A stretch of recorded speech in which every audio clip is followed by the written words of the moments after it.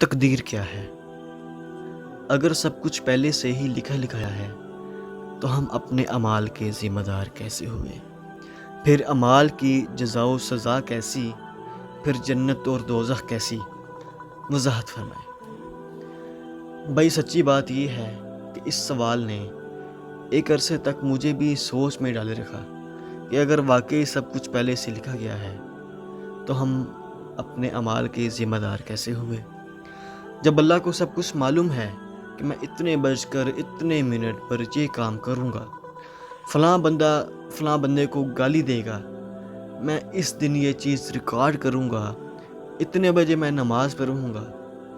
اگر میرا یہ سب شیڈول پہلے سے ہی اللہ کے پاس مرتب ہے، اس کے پاس پہلے سے ہی موجود ہے سب کچھ، تو اس میں میرا کیا قصور ہے؟ لکھنے والے کا قصور ہے؟ بات تو خطرناک ہے، سوچنے والی ہے۔ تقدیر کیا ہے؟ عربی میں اس کے لیے ایک لفظ استعمال ہوتا ہے، حیم اللہ سابق، یعنی اللہ کا علم جو پہلے سے ہی اس کو حاصل ہے۔ اللہ کو معلوم ہے کہ آج میں اتنے بج کر اتنے منٹ پہ اپنی مرضی سے، اپنے ارادے سے، اپنی آزادی و فکر اور آزادی و عمل سے کام لیتے ہوئے یہ کام کروں گا۔ اب بھائی کام تو میں اپنی مرضی سے کر رہا ہوں، اپنی آزادی سے کر رہا ہوں، اپنے ارادے سے کر رہا ہوں۔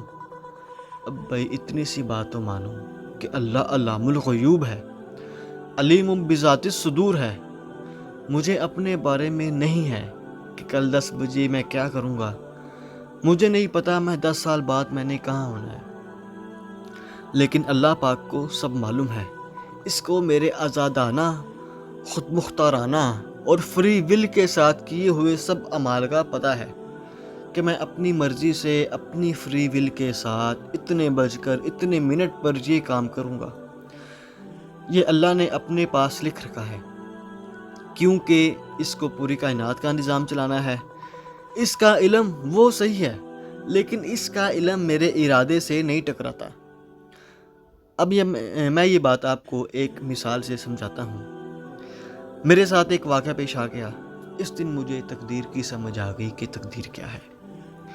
کچھ عرصہ پہلے کی بات ہے، یہی کوئی 2-3 سال، میں اپنی ایک کنسٹرکشن سائٹ پہ تھا۔ وہاں پر ایک آدمی رہا کرتا تھا، تو ایک دن وہ آیا میرے پاس، میرے کمرے میں، کہتا سر ہم آپ کو کچھ بتانا چاہتے ہیں، ہم آپ کو مستقبل کے بارے میں کچھ بتانا چاہتے ہیں۔ میں نے کہا میرے پاس ان فضول باتوں کے لیے ٹائم نہیں ہے، میں یہ علم نجوم وغیرہ کو نہیں مانتا، سادہ سا آدمی ہوں، ان چکروں میں مجھے مت ڈالو۔ تو کہنے لگا کہ سر آپ مجھے اپنا 1 منٹ تو دے دیں۔ میں نے کہا ٹھیک ہے چلو 1 منٹ لے لو۔ اس نے ایک بہت بڑا کاغذ میرے سامنے رکھا جس پر آئی تھنک 40 چیزوں کے نام تھے، قلم، کتاب، قلم، دوا، کافی چیزوں کے نام تھے۔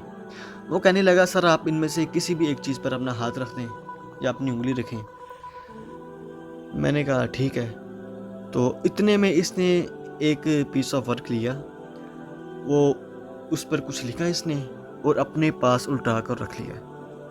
میں نے پوچھا یہ کیا لکھا ہے تو نے؟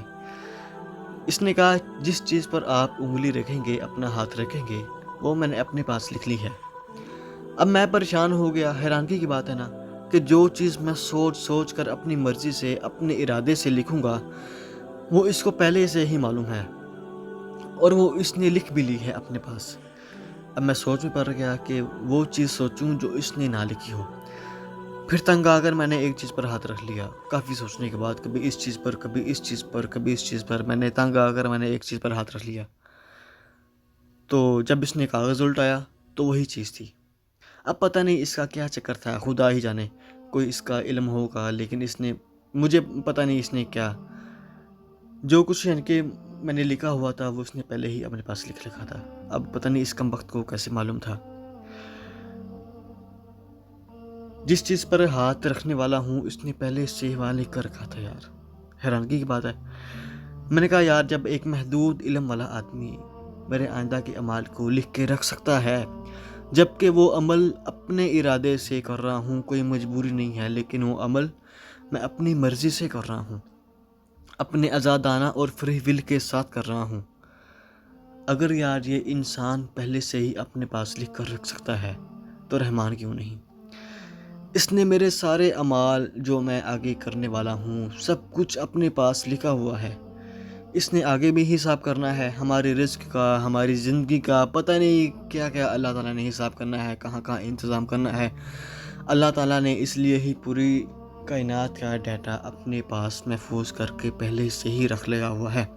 لیکن اللہ تعالیٰ کے اس لکھے ہونے سے ہماری مرضی، ہمارے آزادانہ اختیار ختم نہیں ہوتے۔